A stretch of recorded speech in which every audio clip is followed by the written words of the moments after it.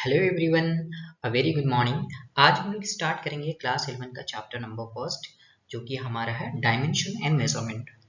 बच्चा, आज हम लोग एकदम बेसिक से स्टार्ट करेंगे। मतलब कि हम साइंस पढ़ रहे हैं तो साइंस क्या होता है ना, उसके बाद धीरे धीरे फिजिक्स के अंदर आते हैं, है ना, क्योंकि साइंस का ही पार्ट है फिजिक्स। ठीक है, तो सबसे पहले science then physics, right. So basically बच्चा, यहाँ पे हमने फर्स्ट पॉइंट ये दिया है कि science is all about curious observation and the related careful experiment. इसका मतलब ये हुआ बच्चा, ये देखो, केयरफुल एक्सपेरिमेंट क्या दिया हुआ है यहाँ पर, केयरफुल एक्सपेरिमेंट। देखो, इसको और हम अप्रिशिएट कर सकते हैं जब ये मतलब कौन, साइंस, अगर हमें क्वांटिटेटिव वैल्यू दे, क्वांटिटेटिव डिटेल्स दे, है ना, कोई भी क्वांटिटेटिव डिटेल्स दे, मतलब कि कोई भी हमें एक नंबर, एग्जैक्ट वैल्यू कुछ दे। जैसे इसको एक एग्जांपल के तौर पे समझते हैं, ये बहुत ही इंपॉर्टेंट पॉइंट है ना, ये बहुत ही इंपॉर्टेंट पॉइंट है। जैसे जैसे कि न्यूटन, हम लोग सभी जानते हैं कि न्यूटन एक पेड़ के नीचे बैठा था। किसके नीचे? और उस पेड़ से क्या गिरा? एप्पल, है ना। क्या गिरा नीचे? एप्पल। तो न्यूटन ने ये ऑब्जर्व किया था, क्या ऑब्जर्व किया था कि भाई उस पेड़ से एप्पल नीचे गिर रहा है। तो क्या एप्पल नीचे गिर रहा है तो छोड़ दिया वैसे ही, मतलब कि हमें कोई मतलब नहीं है इससे। अरे गिरा, चलो ठीक है, हर चीज गिरता है, ऐसा हम लोग समझते हैं। बट क्यों गिरा, उसने ये ऑब्जर्व किया और उसकी ऑब्जर्वेशंस के बेसिस पे, उसने अपनी ऑब्जर्वेशंस के बेसिस पे ग्रेविटेशनल फोर्स की डिस्कवरी की। और उस ग्रेविटेशनल फोर्स को सिर्फ ऐसे ही नहीं रहने दिया, बल्कि उसको एक मैथमेटिकल फॉर्मूला भी दिया। ठीक है ना, क्या दिया? मैथमेटिकल फॉर्मूला भी दिया। और वो मैथमेटिकल क्या फॉर्मूला था? जी F is equal to G m1m2/r²। ठीक है, ये मैथमेटिकल फॉर्मूला दिया, है ना। अब ये मैथमेटिकल फॉर्मूला से उसने क्या किया कि सिर्फ यही नहीं पता किया कि वो एप्पल ट्री से क्यों गिरा, बल्कि इसके अलावा उसने ये भी पता किया कि वो किस फोर्स के साथ गिरा। और जब ये फोर्स निकाल लिया तो ये इस फॉर्मूला से उसने ये भी पता कर पाया कि किस एक्सलेशन से नीचे गिरा। ठीक है, मतलब क्वांटिटेटिव डिटेल्स का बहुत इंपॉर्टेंस रोल है यहाँ पर, है ना। एग्जैक्ट वैल्यू हम निकाल सकते हैं।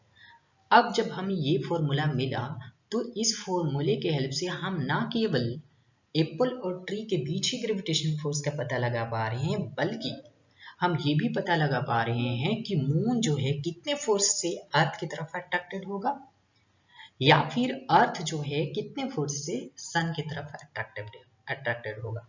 तो ये इम्पोर्टेंस, ये चीज है, ये इम्पोर्टेंस है क्वांटिटेटिव डिटेल्स का। ठीक है, और सेकेंड पॉइंट भी हमारे ये है, क्या चीज की फिजिक्स जो है हमारा किस पे बेसिस है? Experimental observation. अब आ गए कहाँ पे, फिजिक्स स्टार्ट हो गया, किस पे बेसिस है? Experimental observation and quantitative measurement, है ना। एग्जैक्ट वैल्यू हमें निकालना है भाई, ऐसे ही नहीं छोड़ने हैं। ठीक है, मेन ऑब्जेक्टिव जो हमारा फिजिक्स का है वो ये है कि वो एक आइडेंटिफाई करे limited number of fundamental laws का, है ना, limited number of fundamental laws का, और वो लॉज जो है वो नेचुरल फिनोमेना से रिलेटेड हो। और इस चीज को वो यूज भी करता है, किस चीज में यूज करता है? To develop theories that can predict the result of future experiment. ठीक है, किस चीज को? थ्योरी को डेवलप करने में। और थ्योरी जब डेवलप होता है किस फॉर्म में होता है? मैथमेटिकल फॉर्म में। और मैथमेटिक्स यहाँ पे किस चीज का यूज होता है? मैथमेटिक्स एक टूल्स है, क्या है? टूल्स है which provides the bridge between theory and experiment, right. So क्या बच्चों, आप लोग सभी रेडी हो? हम लोग अभी स्टार्ट करने वाले हैं, अब हम लोग चैप्टर के अंदर घुसने वाले हैं। So are you all ready? Let's go for it. बच्चों, हम लोग सबसे यहाँ यहाँ सबसे पहले हम लोग यहाँ पे पढ़ेंगे फिजिकल क्वांटिटी क्या होते हैं, है ना। फिजिकल क्वांटिटी क्या होते हैं बच्चा? क्वांटिटी जो होता है ना, ये क्वांटिटी जो होता है ना, दो टाइप के होते हैं। क्वांटिटी जो होते हैं दो टाइप के होते हैं, एक होता है फिजिकल क्वांटिटी और दूसरा होता है नॉन फिजिकल क्वांटिटी। हम लोग यहाँ पे स्टार्टिंग से समझ लें। आप जो है ICSE क्लास 9th पढ़े होंगे तो उन्हें ये पता होगा, है ना।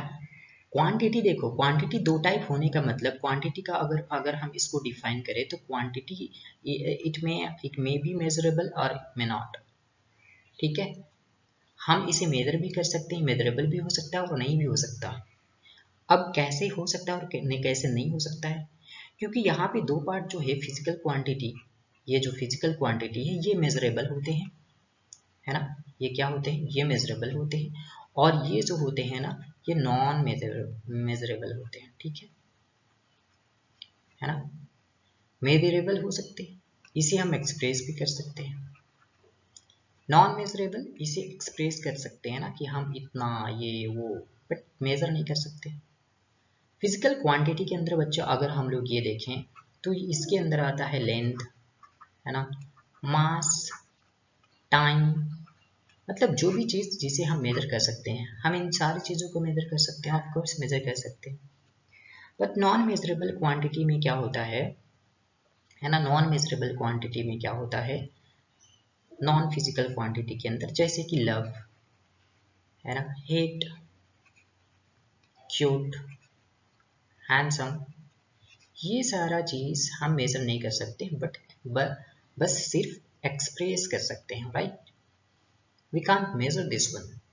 लव, हम तुमसे बहुत प्यार करते हैं, क्या, कितना प्यार करते हैं पता नहीं। I hate you, how much, we don't know, है ना। बच्चा कितना क्यूट है ना, बस क्यूट है, कितना क्यूट है, कितना मतलब क्या, 1 kg 2 kg 1 metre 2 metre 5 metre 6 metre, है ना, 2 इंच, ऐसा कुछ एक्सप्रेस, कुछ मेजरेबल क्वांटिटी बता सकते हैं क्या, कुछ न्यूमेरिकल वैल्यू बता सकते हैं क्या, नहीं बता सकते। तो इस टाइप से फिजिकल क्वांटिटी और नॉन फिजिकल क्वांटिटी दो टाइप के होते हैं। तो सबसे पहले हम लोग यहाँ पे जो डिस्कस करने वाले हैं वो है फिजिकल क्वांटिटी। ठीक है, वो क्या है, physical quantity. So quantity which can be measured and by which a various physical happening can be explained and expressed in the form of laws is called physical quantity, like length, mass, time, force, etc. ये सारी चीज हम major कर सकते हैं। Force, अगर हमें मास और एक्सलेशन पता है तो फोर्स हम बता सकते हैं, है ना, ये मेजर कर सकते हैं। मास मेजर कर सकते हैं, लेंथ मेजर कर सकते हैं ऑब्वियसली, है ना।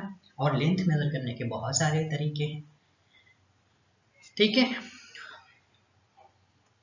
सो बच्चा हम लोग आगे बढ़ते हैं और स्टार्ट करते हैं। यहाँ पे हम लोग बहुत मेजर की बातें कर रहे हैं, मतलब फिजिकल क्वांटिटी को मेजर करने की बातें कर रहे हैं। तो बेसिकली बच्चा मेजरमेंट होता क्या है, क्या हम बता सकते हैं कि मेजरमेंट इज नथिंग बट एक कंपैरिजन है, और उस कंपैरिजन के बलबूते पे, उस कंपैरिजन के हेल्प से हम ये बता सकते हैं कि ये चीज उससे इतना छोटा या इतना बड़ा है, या फिर ये बता सकते हैं कि फला चीज इतना केजी ज्यादा है उस फला मास के कंपेयर में, ये बता सकता हूँ मैं, है ना। So measurement is nothing but process of determining how large और small physical quantity is as compare to a basic reference standard. और यहाँ पे ये जो रेफरेंस स्टैंडर्ड है, यहाँ जो ये रेफरेंस स्टैंडर्ड है, that reference standard is known as unit.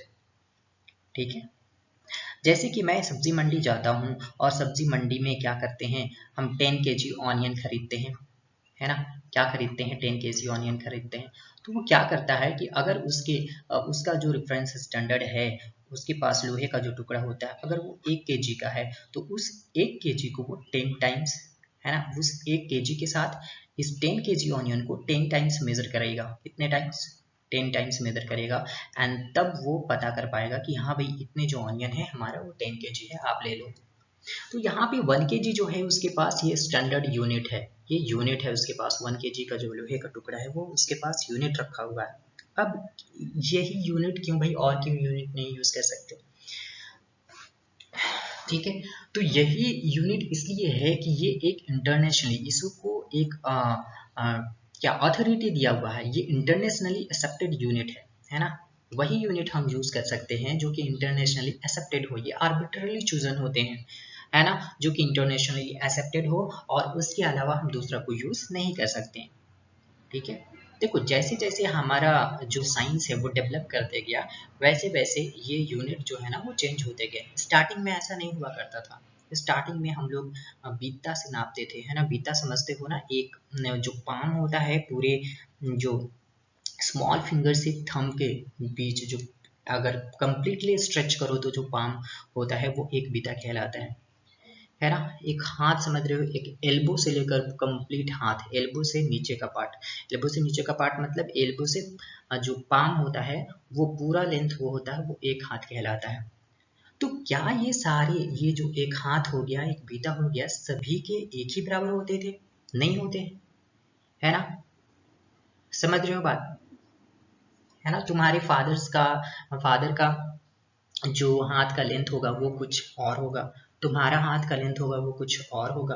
कोई बड़े आदमी आ जाएगा, नो लंबा 6 फुट 7 फीट, और उसके हाथ का लेंथ कुछ और हो जाएगा। तो ये भाई अलग अलग हो जाते थे।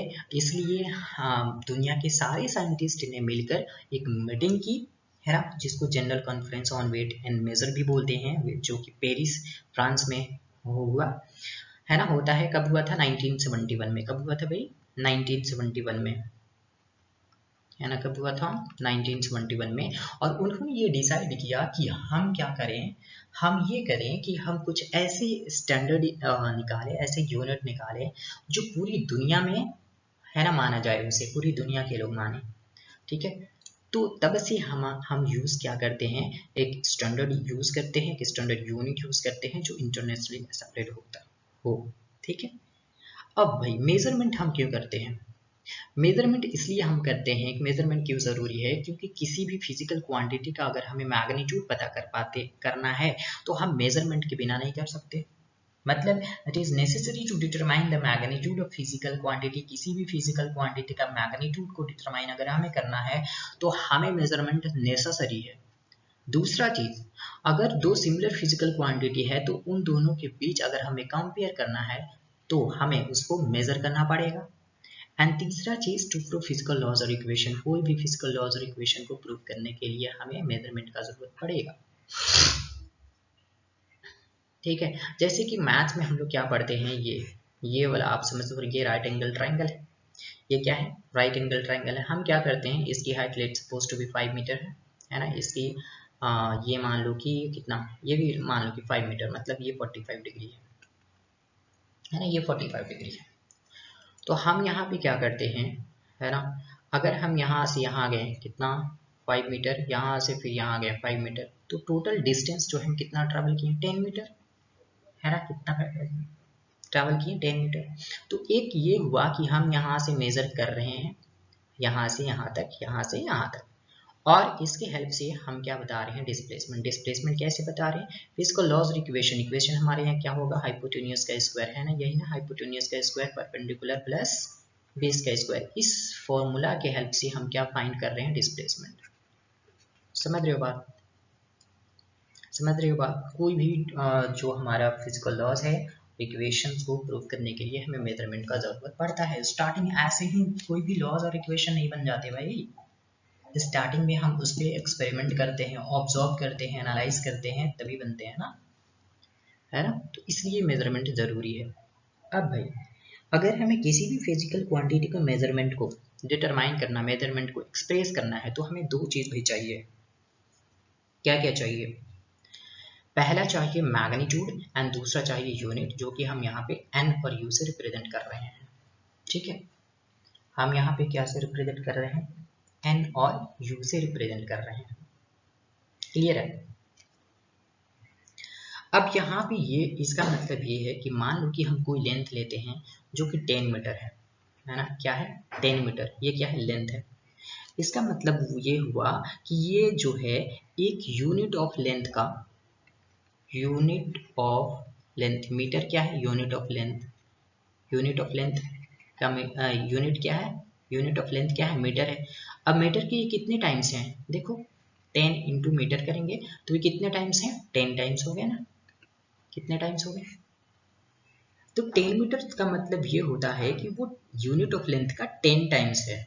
यहाँ पे 10 जो रिप्रेजेंट कर रहा है, ये 10 रिप्रेजेंट क्या कर रहा है, numerical value of the given quantity and metre जो रिप्रेजेंट कर रहा है वो यूनिट ऑफ द क्वांटिटी को रिप्रेजेंट कर रहा है। ठीक है, तो इस तरह से अगर हमें किसी भी फिजिकल क्वांटिटी को एक्सप्रेस करते हुए आगे चलना है तो हमें एक यूनिट फाइंड करना पड़ेगा, यूनिट सेलेक्ट करना पड़ेगा एंड उसके बाद ये फाइंड करना पड़ेगा that how many times that unit is contain in the given physical quantity, right. तो उसके बाद हम ये फॉर्मूला लिख देते हैं कि पी फिजिकल क्वांटिटी को क्यू से रिप्रेजेंट करते हुए भाई Q is equal to N into U. अब क्या है यहाँ पर, ठीक है, अब क्या है यहाँ पर, अब देखो ये है कि अगर हम सपोज टू बी एक एग्जांपल लेते हैं 5 किलोमीटर, है ना, क्या इसको हम ये भी लिख सकते हैं 5000 मीटर, क्या हम इसको ये भी लिख सकते हैं कि मीटर 5000 मीटर तो हो ही गया, प्लस 1 मीटर में कितने सेंटीमीटर 100, तो 00 ये सेंटीमीटर लिख सकते हैं, ठीक है, लिख सकते हैं। तो physical quantity n into you, है ना, ये क्वांटिटी ही है ना, लेंथ का है, सो n ये numerical value into you, n into you, ये n और ये पूरा सॉरी ये पूरा n और ये क्या है यूनिट, ये पूरा n और ये क्या है यूनिट। क्या हम यहाँ पे देख रहे हैं तीनों चीज जो हम लिखे हैं सेम है, तीनों चीज हम जो लिखे हैं वो सेम है ना, मतलब एन यू, ये भी एन यू, ये भी एन यू, ये भी एन यू, सही है, क्लियर है यहाँ पर, ये भी एन यू, ये भी एन यू, ये भी एन यू, सही है, मतलब एन यू का प्रोडक्ट कभी चेंज नहीं हो रहा है, ये कांस्टेंट रह रहा है। लेकिन n और u को हम अलग अलग तरीके से देखें, जैसे n यहाँ पे 5, यहाँ पे u किलोमीटर, यहाँ पे n न्यूमेरिकल वैल्यू कितना 5000, बट मीटर किलोमीटर से क्या हो गया मीटर, यहाँ पे न्यूमेरिकल वैल्यू कितना है 5 लाख, न्यूमेरिकल वैल्यू क्या है 5 लाख, यूनिट क्या है सेंटीमीटर। तो आप क्या यहाँ पे देख रहे हो कि n अगर इंक्रीज हो रहा है तो यूनिट डिक्रीज हो रहा है, देख रहे हो क्या, n अगर इंक्रीज हो रहा है, if n is going to increase then u will be decreasing, u is decreasing, है ना, यहाँ पे क्या हो रहा है n अगर बढ़ रहा है तो u क्या हो रहा है डिक्रीज कर रहा है, मतलब n और u के बीच जो रिलेशन है हमारा, n और u के बीच जो रिलेशन है हमारा वो क्या चीज का है इनवर्सली प्रोपोर्शनल का, क्या चीज का है इनवर्सली प्रोपोर्शनल का, बोलो है कि नहीं है कि नहीं है, मतलब इसलिए मैं यहाँ पे कंक्लूजन ये दिया हूँ कि magnitude of physical quantity and unit, magnitude of physical quantity and unit are inversely proportional to each other. Magnitude क्या है यहाँ पर न्यूमेरिकल वैल्यू, यूनिट क्या है यहाँ पर u, कैसा रिलेशन है inversely proportional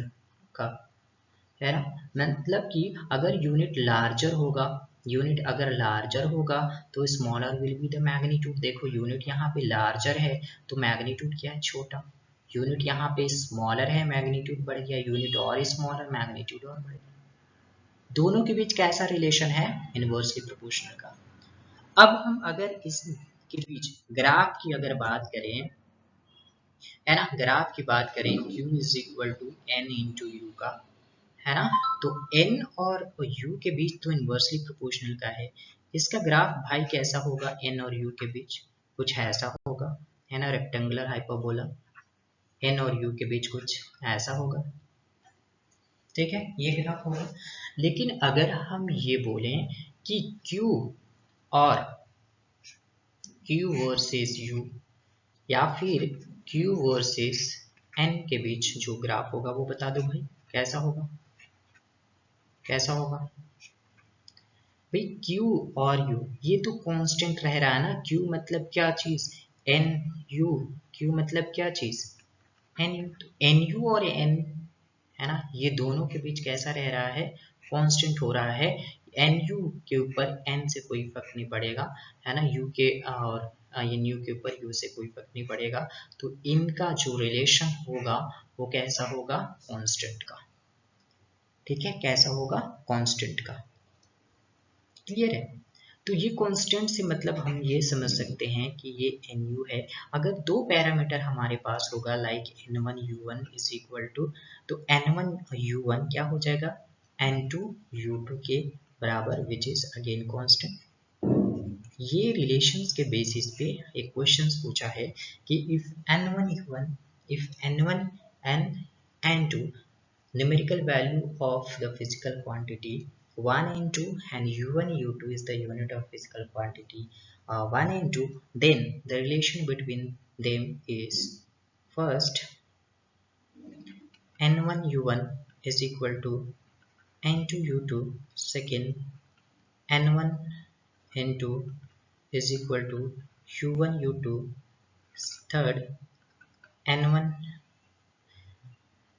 u1 plus n2 u2 is equal to 0, and d n1 u1 minus n2 u2 is equal to 0।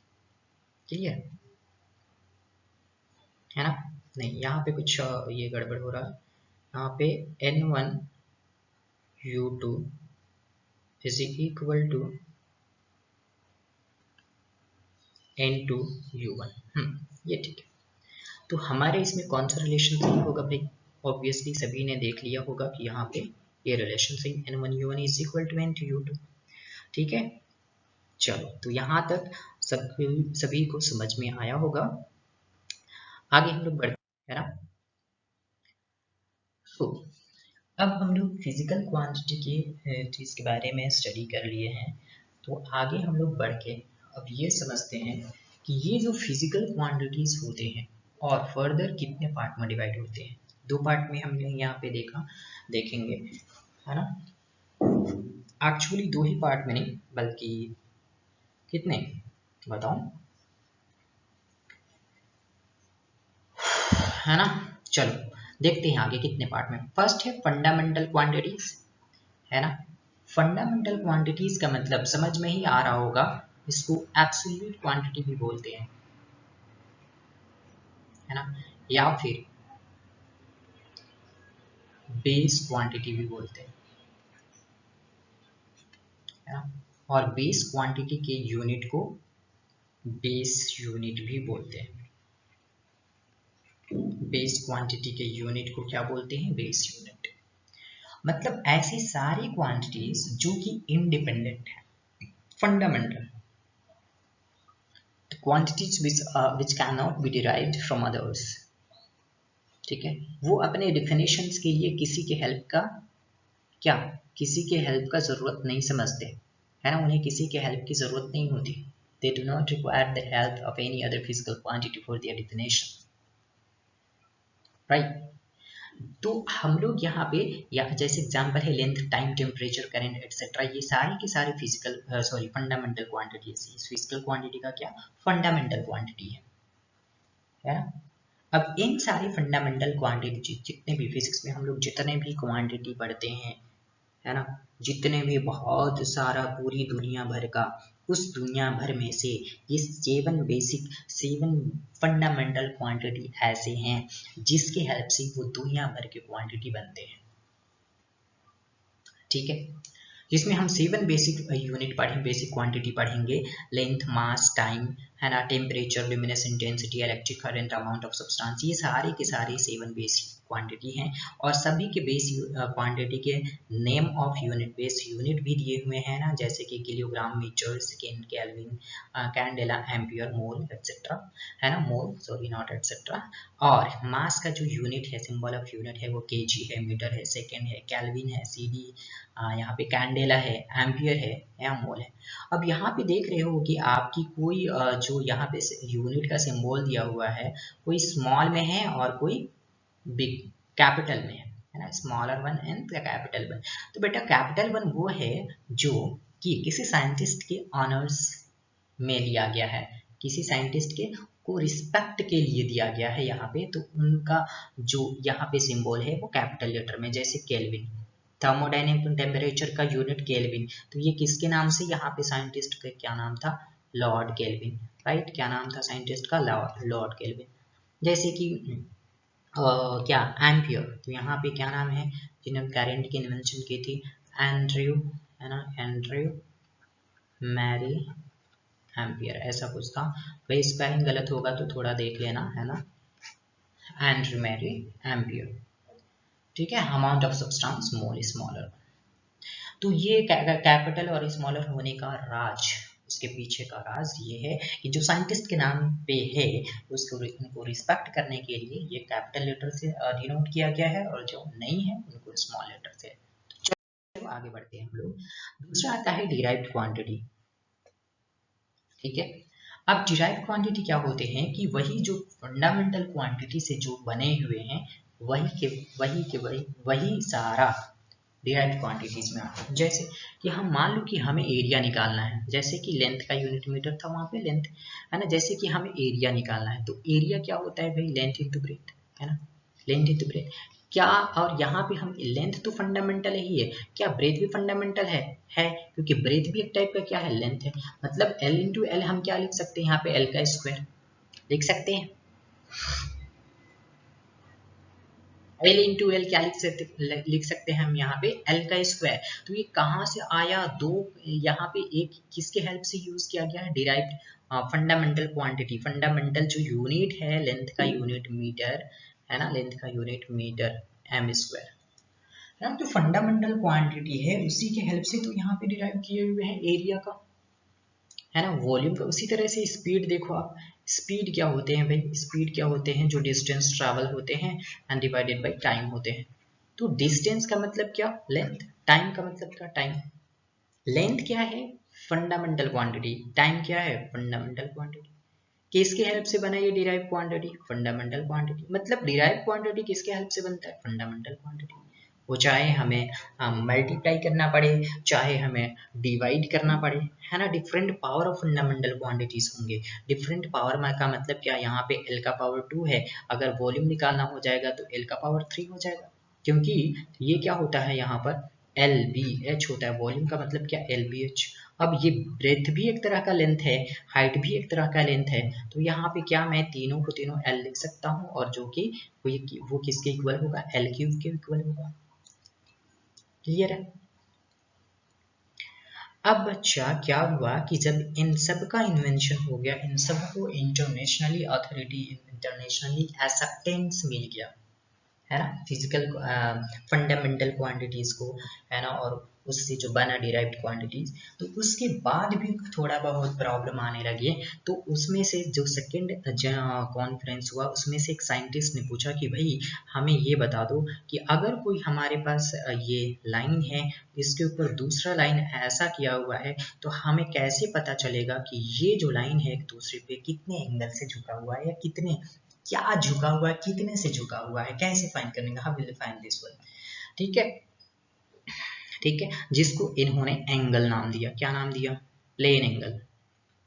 क्या नाम दिया, प्लेन एंगल। क्लियर है, क्या नाम दिया, प्लेन एंगल नाम दिया।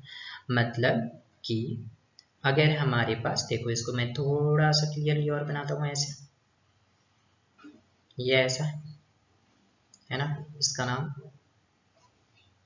थीटा, या कहीं कभी किसी किसी बुक में डी थीटा भी मेंशन रहता है, डी थीटा। और हम काम करते हैं कि ये जो हमने आर्क बनाया है, ये जो आर्क बनाया है, अगर आर्क को मैं क्या कर दूं, एक सर्कल बना दूं, है ना, एक सर्कल बना दूं, तो ये क्या थीटा, ये जो डिस्टेंस होगा वो रेडियस हो जाएगा। मतलब ये जो डिस्टेंस होगा वो रेडियस हो जाएगा, और ये क्या हो जाएगा, आर्क लेंथ हो जाएगा। वो क्या हो जाएगा, आर्क लेंथ। आर्क लेंथ को मैं डी एस से रिप्रेजेंट करता हूँ। तो बोला कि अगर थीटा हमें निकालना है तो हम एक काम करते हैं, थीटा को सॉरी डी थीटा को हम क्या करते हैं, डी एस को डिवाइड कर देते हैं किससे, आर से, मतलब उसके रेडियस से। तो इसको हम बोलेंगे क्या चीज बोलेंगे कि हमने क्या फाइंड कर लिया, हमने थीटा फाइंड कर लिया। मतलब हमने ये फाइंड कर लिया कि वो जो एक लाइन सेगमेंट है दूसरे लाइन सेगमेंट पे कितने एंगल बनाकर झुका हुआ है। क्लियर, कितने एंगल बनाकर झुका हुआ है, जिसको प्लेन एंगल बोलते हैं। अब प्लेन एंगल क्या होता है बच्चा, प्लेन एंगल जो होता है ना, the angle subtended by an arc of a circle at its centre is called a plane angle.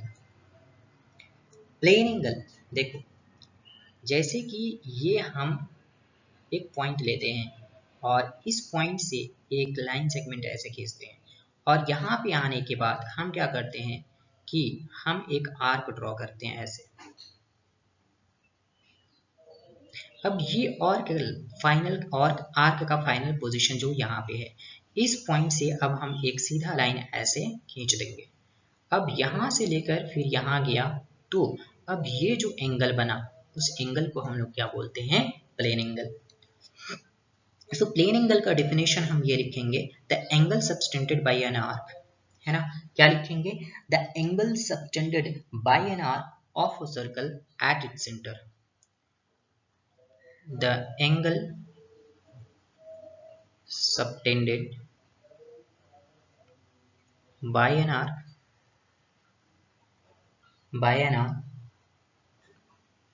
of a circle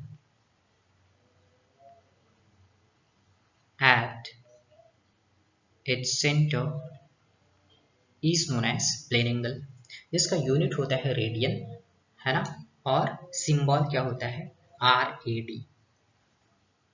formula हमने बता दिया, d theta is equal to ds/r। अब आगे बढ़ते हैं यहाँ पे बच्चों, इसी से रिलेटेड हमने एक और चीज, जैसे कि हमने रेडियन पढ़ा, हमने क्या पढ़ा, रेडियन। तो क्या आप बता सकते हो बच्चों कि यहाँ पे 1 रेडियन को कैसे डिफाइन करेंगे, है ना, 1 रेडियन को कैसे डिफाइन करेंगे। So 1 radian is nothing but plane angle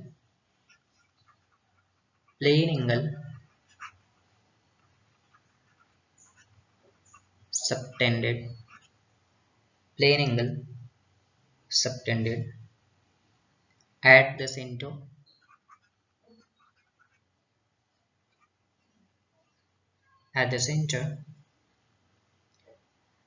of a circle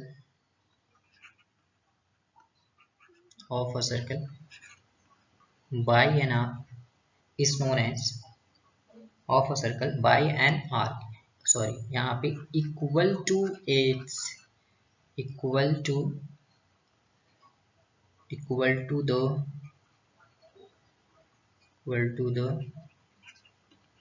radius of the circle, है ना, equal to the radius of the circle. तब हम वो बोलेंगे कि 1 रेडियन ये कहलाता है। Plane angle subtended at the centre of the circle by an arc equal to plane angle 1 radian, मतलब कि d theta is equal to ds/r होगा। मतलब प्लेन एंगल 1 रेड तब होगा जब plane angle subtended at the centre of the circle by an R दोनों equal value होंगे। 1 radian का मतलब क्या कि r भी या फिर r भी क्या होगा, ds के बराबर हो जाएगा, और यू कैन से कि ds जो होगा वो r के बराबर हो जाएगा। क्लियर है। तब हम लोग बोलेंगे कि वो जो एंगल बन रहा है वो 1 रेडियन बन रहा है। ds मतलब कौन सा भाई, ds मतलब यही चीज जो हमने यहाँ पे बनाया था कि ये जो लेंथ है भाई, ये जो r का लेंथ है वो इस ds के बराबर हो, तो ये एंगल को हम क्या बोलेंगे, 1 रेडियन। तो हम ये एंगल को क्या बोलेंगे, 1 रेडियन। ठीक है ना। तब ना ये जो ds होगा किसके, r, मतलब कि ds divided by ds, r की जगह पे ds तो क्या हो जाएगा 1। कोई भी सेम नंबर ऊपर नीचे होता है तो कट होने के बाद क्या बचता है, 1 टाइम। ठीक है। तो बेसिकली होप आपको समझ में आ गया होगा कि 1 रेडियन क्या होता है, राइट। मतलब अगर हम यहाँ पे देखें, एक्चुअली प्लेन एंगल का यूनिट और भी होता है, जैसे डिग्री। सो 1 डिग्री में π/180 रेडियन होता है। 1 डिग्री में कितना, π/180 रेडियन होता है। ठीक है। 1 डिग्री जो होता है वो ऑल्सो इक्वल टू 60 मिनट होते हैं, है ना। मिनट को ऐसे रिप्रेजेंट करते हैं, ठीक है।